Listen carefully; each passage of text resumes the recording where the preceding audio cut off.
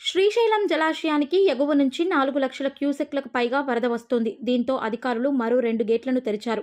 మొత్తం 7 గేట్ల ద్వారా నీటిని నాగార్జునసాగర్ డ్యాంకి వదులుతున్నారు. క్రస్ట్ గేట్లు, పవర్ జనరేషన్ ఎత్తిపోతలు కలిపి అవుట్ఫ్లో 2.50 లక్షల క్యూసెక్లుగా ఉంది.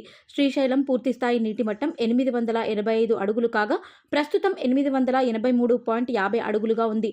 215 టీఎంసీలుగాను 207 టీఎంసీలుగా నీరు నిల్వ ఉంది.